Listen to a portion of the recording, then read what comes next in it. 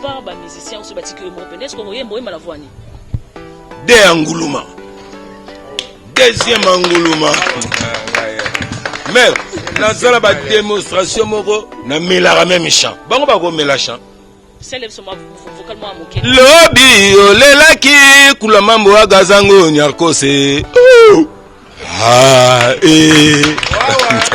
mais ba melara pe chant mais maisha par kona na nuta salango ngaiti tango zolandi alikambu luka source na bangonga na betara ndu le danger bon batia ko na kati explique soro tali première émission to sala yango d'abord histoire maisha park tuna chala mwana yo zaka sa père kasi nazo biso vérité artiste à danger et bima wana nazo biso vérité za histoire batu musu baloba yango te po ba yebi na bango le souloté non ngala oyoki ba génération na ngate na tuna ki marai yo soro zalia wa to coopérera bien na pese mbote place à ces ans makamba les za pona bora bébé chanda ozo comprendre que disque pende ya marai ya danger boye ba kiango te papa mbasko ça qui parti pris. Monsieur Nganazawanati, il ne faut pas considérer ça. Il n'y a pas une personne qui a rempli le stade municipal Yamassina. J'ai des images avec moi. Na sala na triomphal. Na lingi boye ba te. Bozo sala makambu. Bozo boya bato babani makambu. Bolingi toye apona ndule tout justement. Ko bana makamba sabi yebanda bu po jour ozonga ou be oyamba bango oye barake ba sala rien. Mutu sala nga se comparer nanga. Tinda ya sala municipal plein yoji ya yoji babele laka atinda frère na cameraman na ba image azo filmer nga bomona mabemo bana chango na linga bino mena ipsa bino na limbisa bino na faire wana bayiba e god bana chango avec $500 mundela lela mais a récupérer quand on a ba image aswa ke pana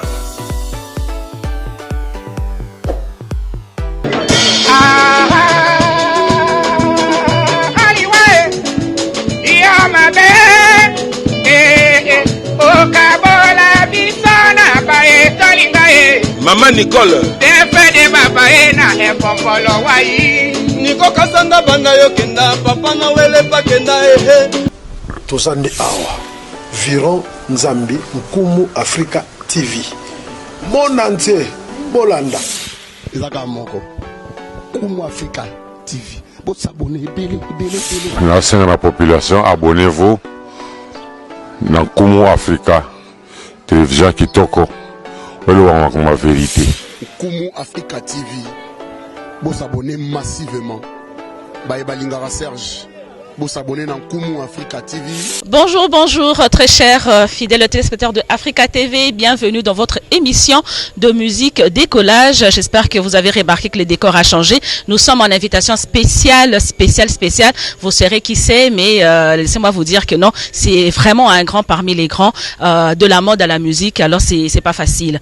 Je tiens à remercier mon équipe technique. Je commence par monsieur Armand qui est là, monsieur Armand Bouka, sans oublier Fia Lungila, Dadi Marla, les célèbres, et à Jonathan Sindani.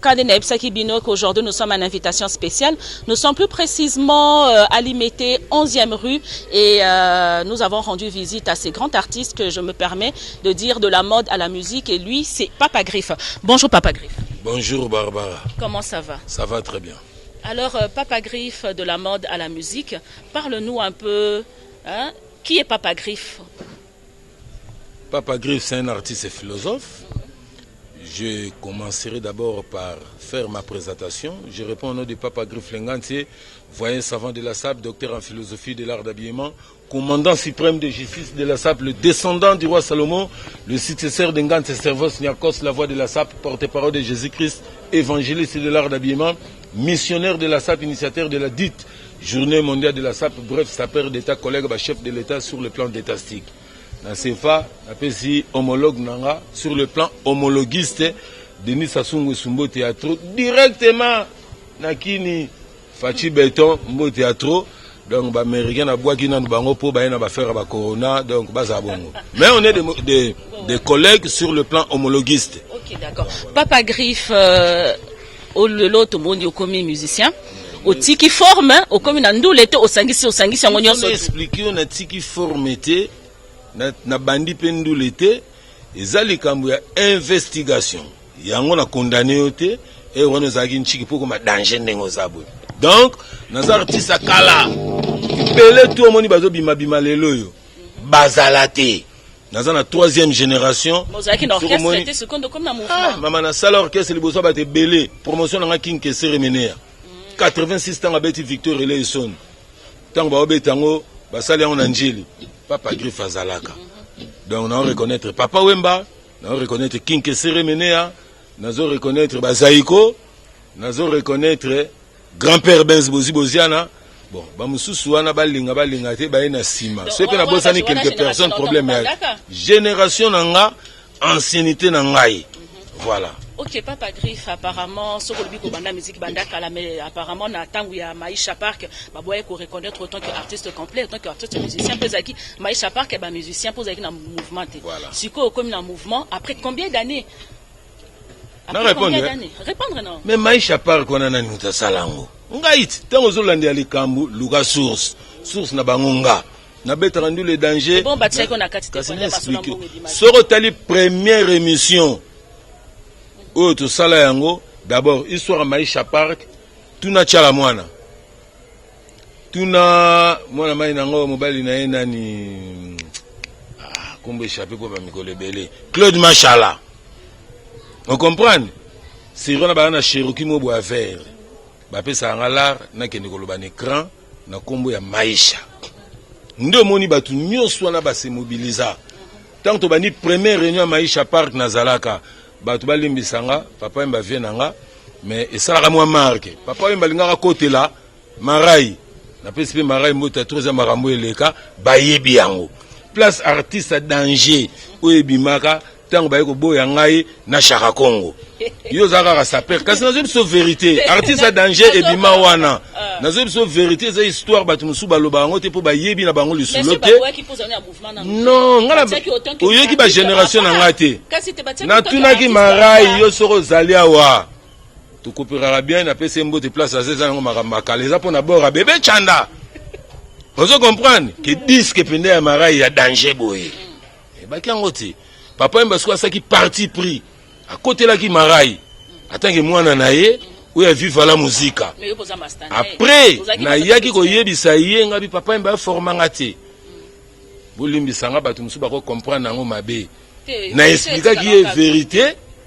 confiance avec pembe na ngati encore azaki moi songi zo Chaka Rabu ah c'est pe la fort on comprend pour batu tu ba pemaki batu ba pemi na pesi pe wanko vya mbota trop azo se souvenir na jour ango ceux qui na réunion à liboso Maïche bandap et pas mado mama enkene ser nanga mado enkene kofia koti ya telemi atali batu nyonso ape mara côté nanga salam bebe nko kaka on comprend ndenge journée ngo le kaka to causa très bien après côté suko batimbeleka jo déjà le quoi l'équipe sont na ndule suka zuilar danger yeto ko pesa opportunité ote maman na buka porte wana mado enkene bambila baye na fâché et puis moi na mai nanga piano JB yé na simananga baye ba kota boum na bloquer porte bobonga na dédé mutu pa dédé les sous azate mais côté suka na étudier noko to coopérera bien dédé na yo ya faute note pour ebi rien Kester King Kester Kwango Lozonso leader ba deuxième voix a betelanga le soabi ah Papa Griff JB oyebi yango te vérité yango yango wana rabina nga Papa Griff ebi ke mwana mai wana JB penda lingaka yo alobelaka yo alobeli yo na kati Papa Griff na moni lisolo oto ke na toke na ngo si c'est très important c'est tout justement c'est très important mais lisolo ce que la pe mulai yeba naissance ya Maïcha tant ba guerre komi ba JB na ba wera ba boyena bongo voilà déjà parce que mamambongo na koyebi so mamambongo kasi na barango nga mtu na fonda nga peka na barango basalango kasi ba négligeara papa aboti binote na bara yango alors oya ozongsa ezala ndeni na eko benda bana mai ngabi ba jalousie ekomi bata JB na wera ba bagaraka fo na laksi bango boyeba makambo yo boyemba tolingana tosalisana tozali bato ekolo moko Yawe Yawe atinda biso tolingana Yawe pesa te nazwi vocal ya de la forêt au moins tant biso pesa un message il faut batbaye ba message tozo pesa ebele ba yembela bi yembela te nga tant que collègue Jackson na retenaki message ya bien parce que na utu na descendant roi Salomon na moni bana mai ba chanter ba prôner amour landa message malgré dans la 3e génération ba na 4e génération na ko débrouiller na yembi ngo faux problème ya te ponga na génération msusu tulingana tosalisana tozali bato ekolo moko Yawe Yawe atinda biso tolingana Yawe penza limbisani bango uki message awera yamour ya mwana mai na ngai jibe amida Jésus avant kufatika kibiso litea c'est moko la mulu on comprend nazuka babor wana nasali santé après na yolakisa bango réalité donc mutasala maisha pour votre information nga pe na bara yango na utiliser pe na question vie 15 kokota ba ba yumate tala ba calculer biso faux na vie vers qui ce qui a monga na envie yena question ba wanda lo banate na ke na le vert arma ebi na ayebi li solo été mais ayebi palin na zwi kester toinga na verkis na ebisi nga bivie yoti mikilo yaki diba maisha ne combattre imiko ils comprendre l'objectif na ngote via sutuki toki na kit côté na Mercedes ne mo azara na ngoya mula ya grise trapèze c'est très important. OK papa Griff d'accord que les soleils ça mula mais est-ce que émission c'est là na nous c'est là ndio moniteur ba yambaki biso ba yambaki pe kesterte ayaki apoataki. Vous comprenez? Pour na bomaka yango na barre pe yango motema nange kita tande ba hotelenga parce que le car ba matolo donc ma trop 15 000 pas aujourd'hui lelo tomoni okomi na mouvement tomoni ba mission ozalaka nango na ebimaka te de 3e génération ko se retrouver lelo presque na ba petit miki faute na bino ba journaliste nandeni faut olebo lobaki londala l'odeur production betsanga na terre. Mais est-ce que vous avez tant la communication dans ça le problème maman na lobby mundela aux États-Unis na CNN chaîne nationale la bango ba en Europe ba na TV5 en futanga $500 pour nga passer un écran na loba bino ba congolais bo futanga bolingité bo ya pena lobo fele bolingité na suka ngo za besoin coupage te vous comprenez défaut ya presse na biso ya ngwana bolingika ka bato bazana bakisi bolingika bato donc nazo comprendre na lobby bango tuwana baza ba impuissant musical ba impuissant musical ndule penda ya kindule biso zobeta musique naturelle mundela lobby l'art de combiner le son d'une manière agréable à l'oreille à tel point ngana tiango virgule et pour passer le message éducatif nana leki Merci à toi, Papa Griff. Il y a des collages de comment plus mingi acoustique live.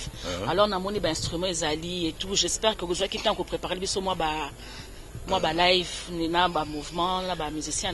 Non, mais problème est atteint. Alors si on peut passer en chanson et puis nous allons revenir pour nous continuer conversation à biso pour nous masoler et belé à ce génération à biso tout banana nostalgie personnelle, je pense que ça serait beaucoup mieux de la part de Daddy Marla. Na sepele ko Daddy Marla. Bongo tigarama, tikibana mai na ngami balé mususu wala. Donc bango tu faut bazala, J'espère que cette chanson va faire plaisir à Armand Bouka sans oublier à Fia Lungila. Nostalgie personnelle. Nostalgie. Oh, hommage à toi Ngant Stervos Narcos, interprété par Génération Papa Griff Lengat CD. Kake betie mulezali konoka teo atali tanga ya pamba teo na yoki lokola azali kobenganga na mongongo ya kula mambo na andelie abenga lisusu kasi kome atindelinga mokanda ya sangonde ya mawa